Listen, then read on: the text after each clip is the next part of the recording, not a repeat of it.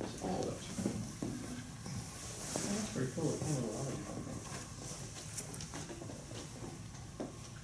Moonlight Sonata during Nocturne.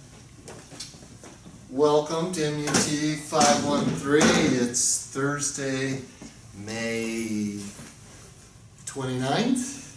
Something. And let me just start by saying this is not exactly a model for your college theory class. For me, I start on time and I teach for the entire period. You may have noticed the last part, it's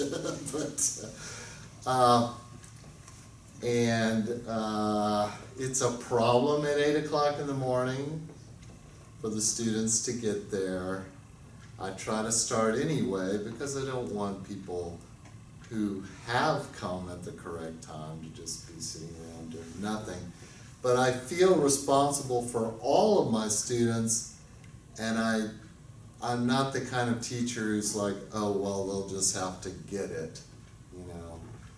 One thing, I have my students for 3 years in a row, so I know how much trouble it is if you get out of sequence, or I'm sure you've all had colleagues who are, what do you call it, deadbeats, just can't get it together, and classmates. It's the thing that is the most troublesome for the teacher is trying to get everybody on the same page. In freshman music theory, you're never teaching to anybody because a good portion of the class it's too easy for, and a good portion of the class it's too hard for. So it's never the right place for anyone. But how I manage that is instructing discipline of the students, and as you can tell from my packets and whatnot, we do a lot of work. Did I give you that already? So, if you're going to give a lot of work, you've got to give a lot of grading or work something out, or what I like to do is say, okay, pop quiz, and then I don't grade it or anything, or I give everyone 100 because they've shown up. It's very difficult to get students to come to class at 8 in the morning. I'll often start the year with 50 students, and it'll be half that by second semester. One, a lot of them are music minors, and they're in the marching band, and this is just the cruelest semester ever. You know, they're trying to be in like nursing or something for real that requires study, and the marching band, and music theory that meets 5 days a week at 8 a.m. and has tons of work. So they decide maybe they don't want to be a music minor. Then we have musical theater majors that for some reason have to take for 1 year, and they're terrible, and they all, well, you have to make a C in the class to matriculate. So I tend to give people B's. I don't fail them, you know, it's like, all right, they paid, they didn't drop, that's a D. Or if they took the final, probably gonna get a C, at least. Some way, somehow. But if I give anyone anything, I give everyone the same thing. If I see a student who has a 69 average and I feel like they could move on, they could work harder next semester and get caught up and life's gonna be great, and they're gonna have money, and they're not gonna have relationship problems, and they're not gonna get sick. It's all gonna be good. But if I give that person a 70, everybody else gets bumped up. A lot of times, that doesn't affect anyone else because it doesn't move them to that next grade. I don't have a bunch of 59s, 69s, 79s, and 89s. I don't. I have a lot of 80s, 81s, and 78s. So this is after dropping maybe 3 homework grades, a test grade. What I don't ever compromise on is the ear training stuff. I never drop any ear training grades because all you have to do is do it. And if you do it, you get essentially 100% of that grade. Now, this is my philosophy on how I teach college course. Let me take that back. The freshmen and the sophomores. I have 5 components. I have MacGammon, which is an ear training software program that I'd like for you all to examine, and I can help you with that. That's one of the fifths. The second fifth is the sight singing test. And that's 5 sight singing tests generally, with the last one counting double. So we don't call it the final, we just call it the double. And then we have written homework, 20%. Test, not counting pop quiz. Anything that happens like homework or pop quizzes, bonuses, all go into that one homeworky fifth. And then 20% is test, where we have 5 of those and the last one counts double. And then 20% is the final evaluation, sometimes called final exam.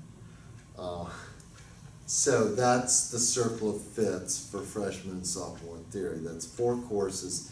Here they're labeled, and the PDFs I sent you are, let me think. MUT 112, that's the first one. 113, 212, and 213. And then in the junior year, it's MUT 312 and 313. That's called integrated analytical techniques. I don't know why they call it that. At many schools, you'll have to take 2 3-credit courses. One would be a counterpoint course, either 16th or 18th century counterpoint, and a form and analysis course. For some reason, before I came here, they decided to have a year of 2 credits each of this integrated course. What I've in the past focused on was counterpoint, mainly 18th century, and a wee bit of analysis. I've switched that more towards more analysis because I've integrated more counterpoint in the first 2 years. So that's how that goes. If the student gets to junior theory, I really make an effort to get them out of the program. Junior theory only meets twice a week at a reasonable hour, 10:10, Monday and Wednesday. It's only 2 credits, and I do 6 projects, all equal, for the semester. And what I really like is if the children will come to class and that they can just listen to me explain junk in class, and then just do some counterpoint homework or some analysis homework, and not make it a huge, big project class. Let them be rewarded for getting through sophomore theory. The other thing is, if your students can get through the ear training of sophomore theory, they can get away with not doing it the rest of their lives. They can work around it, not sight sing in front of their band or orchestra or chorus, although that seems difficult. Use the keyboard or some other instrument to figure out their music, listen to YouTube videos to hear how they sound.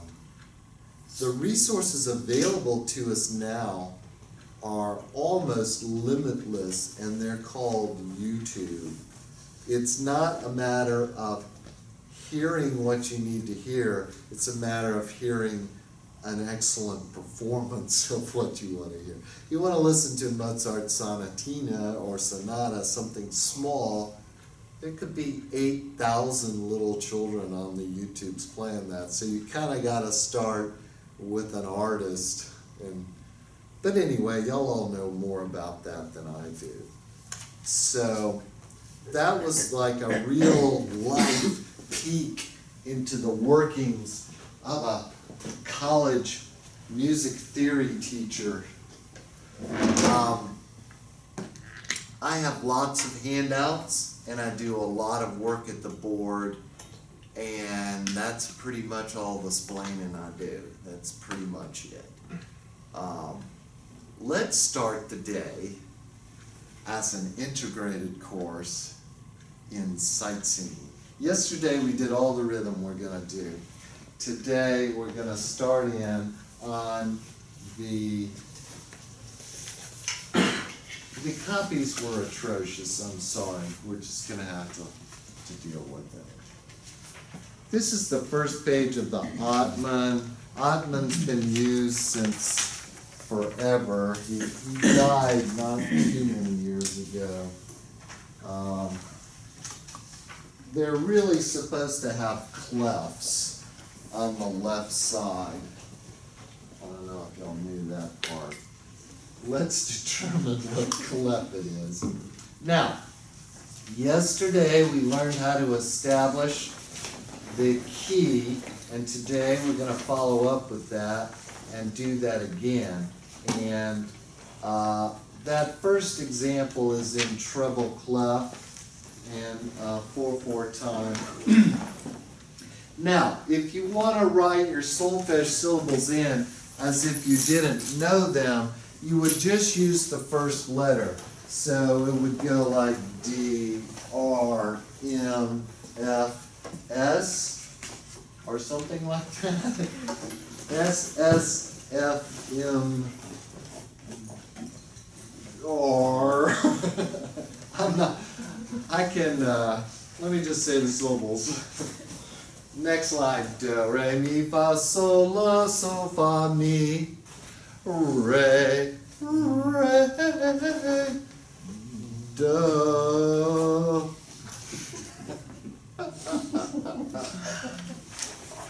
It's sometimes fun when you're teaching sight singing to come to the do, do, do.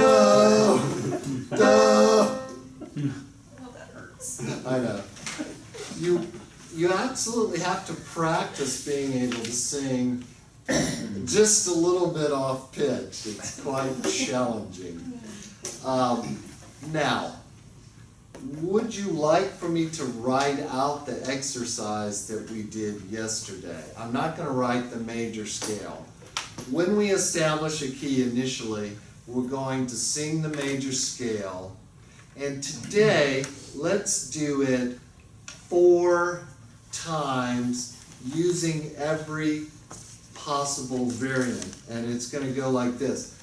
La la la la la la la la la la. Next one will be C, D, E, F, G. Got that? Next one will be 1, 2, 3, 4, 5, 6, 7, 1, 7, 6, 5, 4, 3, 2. And then solfege. We'll do it slower than that. Okay?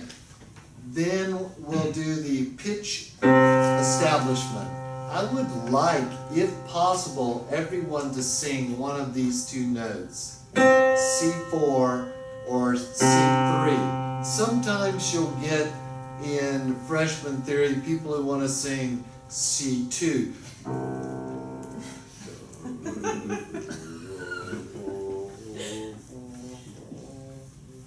Now, we're not here to teach singing specifically, but it's okay to give tips. All right, let's sing our scale slowly. Breathe after the last D, and then start on the next version, okay? So the first will be La. We call this neutral syllable. Ready, sing.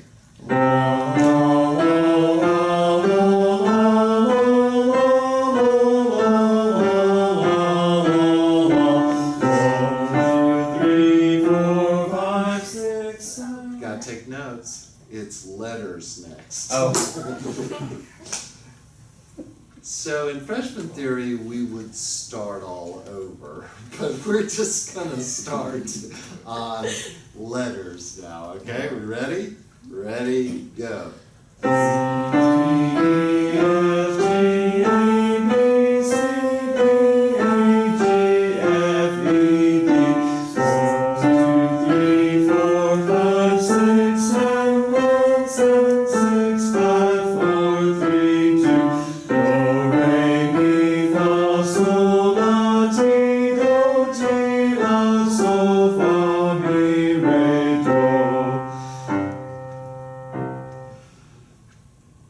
Do you know solfege?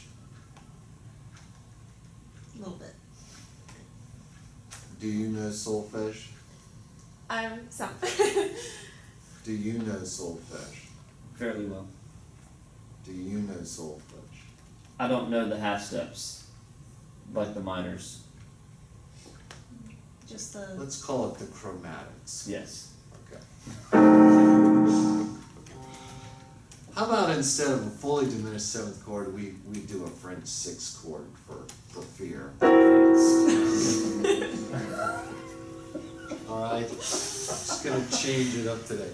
It's not as effective to do half diminished. That's just colorful. All right, now this is what we sing next to establish the key. We sing in rhythm. Do, mi, so, mi, do, so, di, re, fa, re, di, so, do, la, fa, do, so, mi, do, fa, re, di, do. We're gonna do that the same way today. Neutral syllable, letters, numbers, solfege. Okay? Here we go. Neutral syllables first. La, la, la, la, la,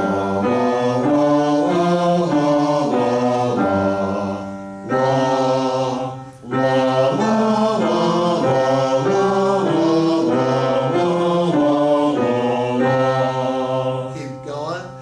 C, B, G, E, C, G, B, D, F, D, B, G, C, C, A, F, C, G, E, C, F, D, B, C. Oh, solfege, I'm sorry. Do. That's the next one, right? No, numbers. Numbers. Here we go. Ready? Numbers. 1, 3, 5, 3, 1, 5, 7, 2, 4, 2, 7, 5, 1, 1, 6, 4, 1, 5, 3, 1, 4, 2, 7, 1. Next thing is solfege. Ready? Sing. Do, mi, so, mi, do, so, di, re, fa, re, di, so, do, do,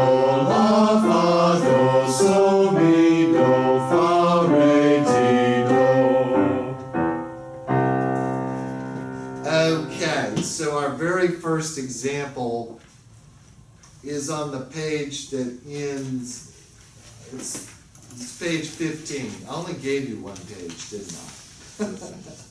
So take the first left example here, and I'm sorry for cutting that off. Wasn't my fault.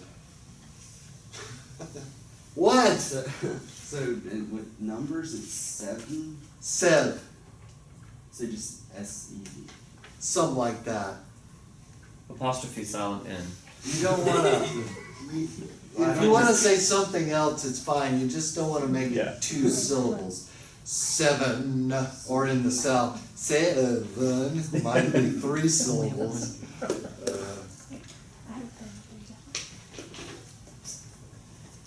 Okay, starting with Stephen. Tell everyone your full name, where you were born, where you graduated from high school, and where you went to college, but very succinctly. My name is Stephen Smith. I was born in Mobile, Alabama. I graduated from Bayside Academy, and I went to South, graduated South, with a degree in piano performance. Excellent. Go ahead. My name is Lori Gallimore. I was born in Meridian, Mississippi. I graduated from Daphne High School, and I attended and graduated from Troy University with a degree in music education. My name is Hannah Roberts. I was born in Cedar Rapids, Iowa. I How long have you been in Mobile? have lived in Alabama lived in Iowa twice. Most recently I've lived in Alabama for about 7 years. So I've been down here for a little while. Immediately got complicated. All right, go ahead. I was homeschooled, and so that was how I went to high school, and I graduated from college online. I went to Thomas Edison State College in New Jersey with a degree in piano performance. So. Can I ask you a question? Mhm. Is this your first class you've been in? Yeah. All right, well, congratulations. It's good. It's kind of different. You've, as I say in other classes I teach, you've done the right thing. You've shown up. After that, it's all good. My name is Lynn Jenkins. I was born in Gulfport, Mississippi. Graduated high school from Long Beach, which is right next to Gulfport. Graduated college from here, South Alabama, with a bachelor's in music education. My son is moving to Long Beach. He and his mother, or my wife, not always the same these days, but they're going over there today to look for places to live. Any suggestions? Don't live in the ghetto. There's good places and bad places, and Long Beach High School is a good high school. Good music program. The director just got his master's. Well, I think he's gonna be doing electrical engineering. Maybe not at the high school. Thank you for that. Good. Wayne Phillingham. I was born in Mobile, Alabama. I graduated high school from Fairhope High School, and I attended the University of South Alabama, first University of Mobile, then University of South Alabama for my Bachelor of Music. And I began my master's degree at Old Dominion University in Norfolk, Virginia, where I earned 15 hours and have transferred them to here. Awesome. Well, glad they decided to let you come down here. Go ahead. Chad Faison. I was born in Mobile, graduated from Baker High School, got my first degree, graphic art degree from AUM Montgomery, and then came back for a second degree here at South in music ed. Well, my name's David Durant. I was born in Birmingham, Alabama. Graduated from Henderson High School in Atlanta, Georgia. Got my bachelor's and master's at University of Florida. I got my doctorate at University of Alabama, and have been here for 11 years. Go Jacks. I taught at I was at Alabama 14 years, and I was in Gainesville, Florida for 14 years. I'll see what happens after 14 years here, but I'm hoping to stay. Were you there in the Welker times at Alabama? I was his right-hand man.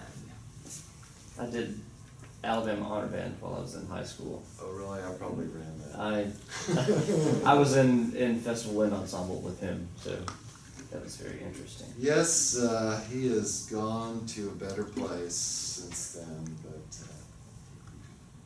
he was an odd man. He gave me a good job at a time when I needed a good job, so for that I'll always be grateful. The people that hire you are always good until they fire you. And then not good. He never fired me. He was a great conductor. Awesome. He used to wear a cape.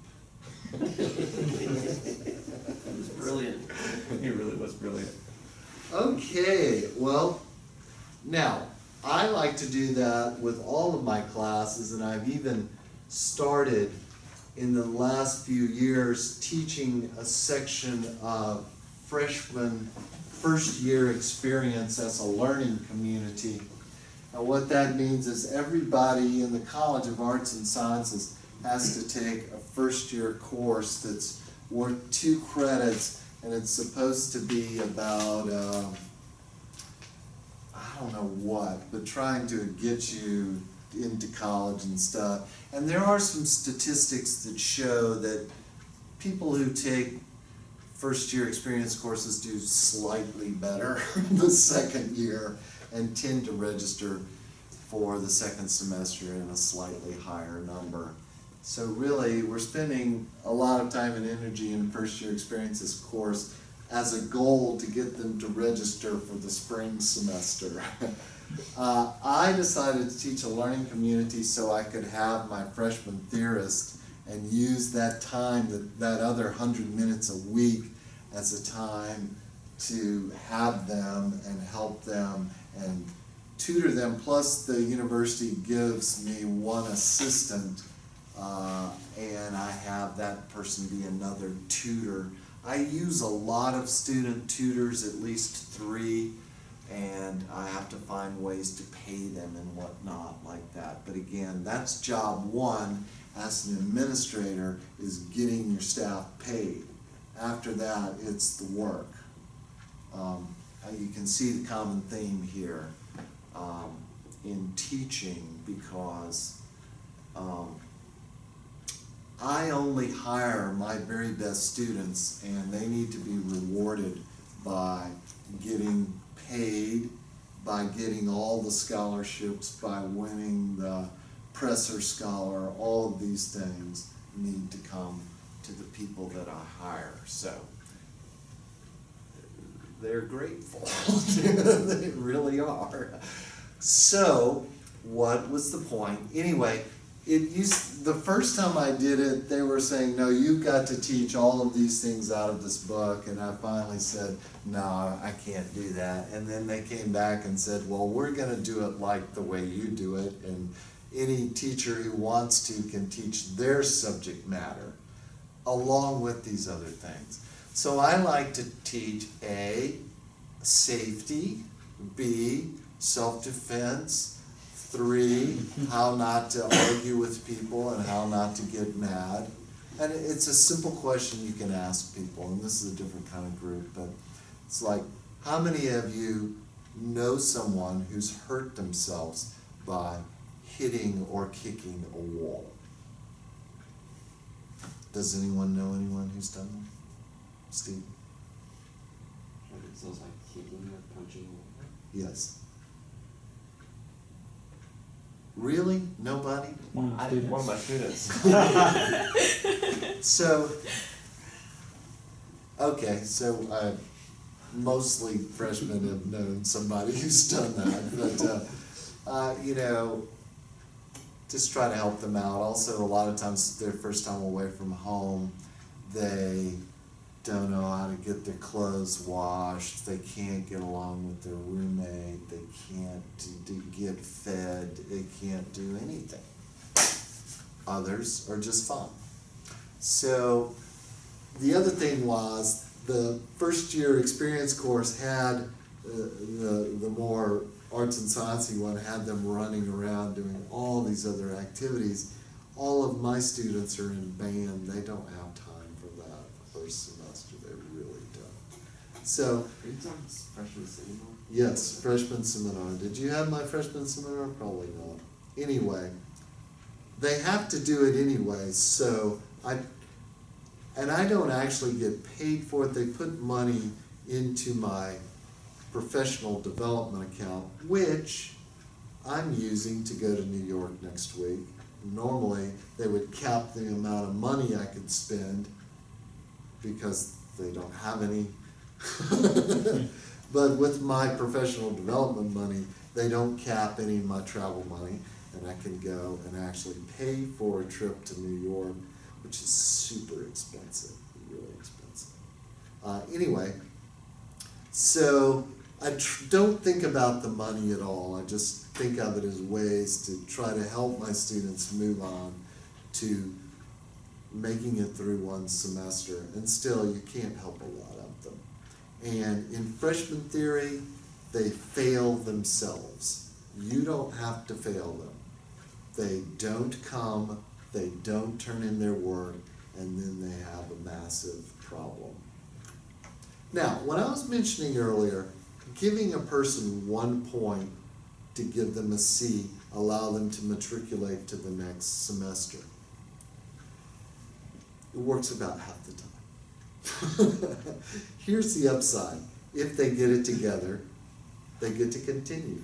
If they don't get it together, they don't do well in that semester, and they don't know the material from the previous semester either. So, whatever decision you make as an educator, it's only going to be about half right.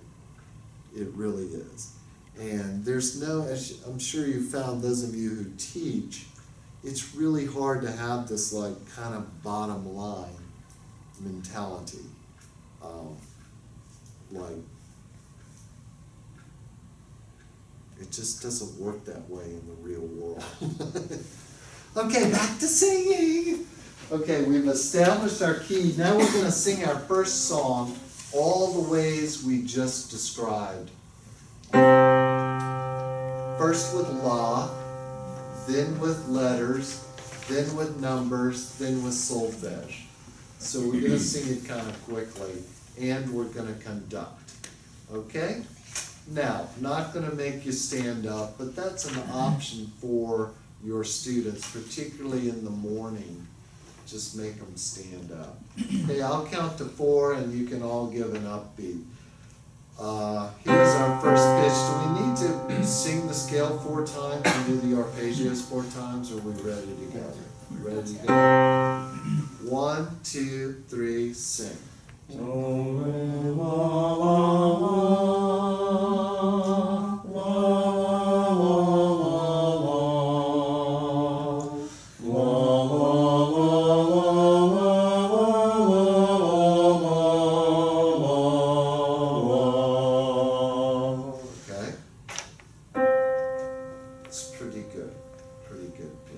Instead of doing the same one the same way, let's do the next one the different way. So this is going to be C, and that's the highest note we have to sing. Okay? Except a D in the next one. Don't go ahead. I'll count to 3. Here we go. 1, 2, 3. C, D, A, G, A, G, F, E, F, E, D, F, G, F, E, D, C. Now, C. How many of us can, if I wave my hand like this, can sing a G Right, now are we ready? We're all gonna sing a G. Think of the note you just sang and take a minute and find a G. You ready? G. Goodish. All right. Now, G becomes 1 now in the new key. I'm assuming we're still in the treble clef. You ready? So that's gonna be 1, 1, 2, 3, 4, 3, 2, 1, 7, 1, 2. Okay, are we ready? I'll count to 2 twice. 1, 2, 1, 2. 1, 2, 3, 4, 3, 2, 1, 7, 1, 2, 3, 4, 5, 3, Oh, 5, 4, 3, 2. Okay, oh darn. thanks for the teaching point. Never stop, never exclaim, just like you were playing in the band, get the next note. This is about their experience, not your experience. Did that sound kind of mean? It wasn't intended. It was intended to be a teaching point. Also, we're singing T, not te. So sing an F sharp.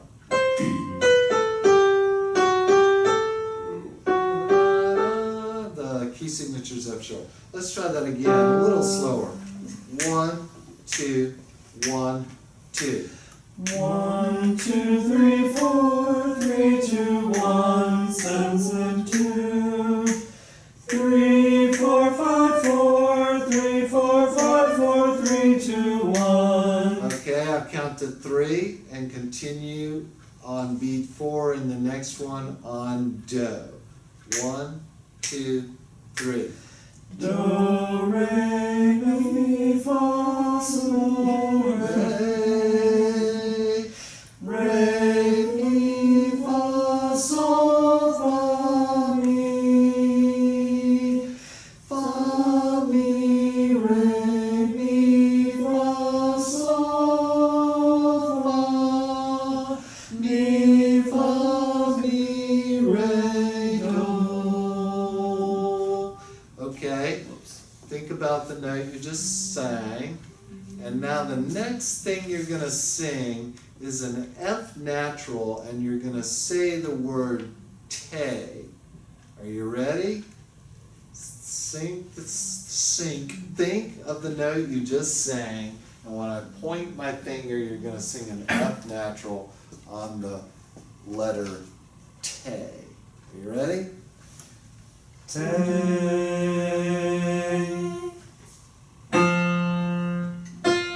Okay, now that note is gonna be so. Have we done solfege yet? We just did solfege. We'll do solfege again. So we're in the key of B flat and we're starting on so and we're ascending to do. Okay? 1, 2, 3, 4. So, la, ti, do, re, do, ti, la, sol. So, la, ti, do. The conducting is terrible. Oh. Okay? We sing and conduct, and I'll make us pat our heads and stamp our feet. No, it won't. Here we go. Same thing. 1, 2, 3, 4. So, la, ti, do, re, do, ti, la, sol. So, la, ti, do, re, mi, do, ti, la, Wait. Don't exclaim. Just be, no one cares if you messed up. In a good way. Usually that when you play too. There is a goodness to not caring. And you can use this with your students. You can say, I don't care. I care about you as a person. I don't care if you transfer to electrical engineering or computer science. Never suggest someone not transfer out of music. But if you have anything to say, Tell them to take more math courses. Take more math courses. Whenever you have a student who doesn't know what to do, tell them to take math courses. All right? Now, what I'm going to allow us to do here is keep this sheet. I'm going to pass out 2 other sheets, but they are the same sheet.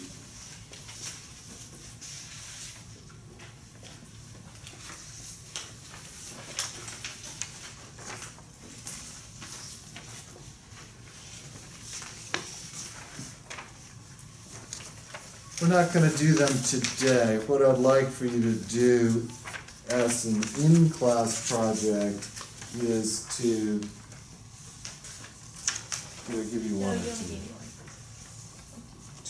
It's the same thing twice. But not receiving. Yours has got kind of cut off, I'm sorry, so. You might still have your Ottman, huh, Stephen? Oh, actually, is it the same? It'll be close to that. This is the next edition. I don't have that one. I've got Right, the change. but they're almost the Yeah. same. They just change one number or so. Are those in the bookstore? You don't need to buy it. Okay. You don't need to buy. You don't need to buy any books. I am going to be referring to a lot of books, and we're going to get our literature review together soon. I would like to postpone until Monday the discussion of the syllabus and all the grading, since Victor will be here with us on Monday. Victor's heard it once. But let's just take a quick gander at the due dates and see if they're still doable. Thursday, June 12th is the first assignment. I think that's going to be fine for everybody. Beginning next week, I will help you in your theory text review. I'll give you some examples. We'll Oh, these are the same, by the way. good. So yours isn't cut off. And the beaming is actually better in this one. I think. Yes, let's make the beaming works. Okay.